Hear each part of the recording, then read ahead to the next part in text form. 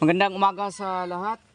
Ipapakita ko sa inyo ang paraan kung paano magpaparami or magpropagate ng strawberry. So, ito guys, ito na kanyang saha, tawag sa amin sa Bisaya. Ito yung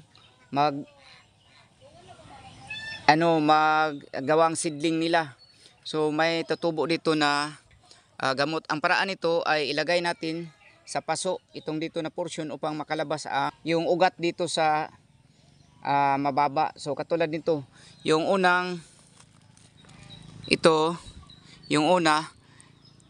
na ayan, may nilagay tayo dito upang mag ugat siya. So ito na, may ugat na, ayan. So, may ugat na siya. So, maka-produce na tayo ng binhi. Ayan, may ugat na. So, makaparami na tayo dito guys.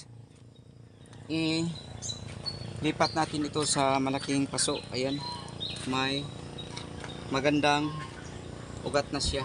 Ayan. Yan. So itong isa, may nagtubo na namang isa pa.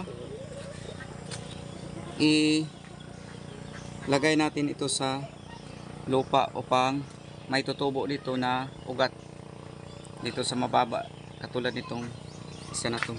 So isa lang itong binigay. So tayo na ang magpaparami nito.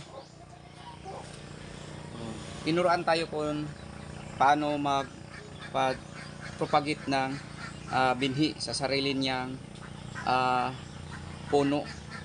So hindi lahat ng dahon nito, hindi lahat na lumalabas dito ay dahon. May lumalabas na siyang magsisilbi na binhi niya. Ayan. Oh, may ugat na.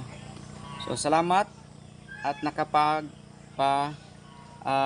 binhi tayo. So kung bibinhi din itong isa, magtatlong piraso na itong ating strawberry. Yun lang po, maraming salamat po. God bless sa lahat. Happy farming.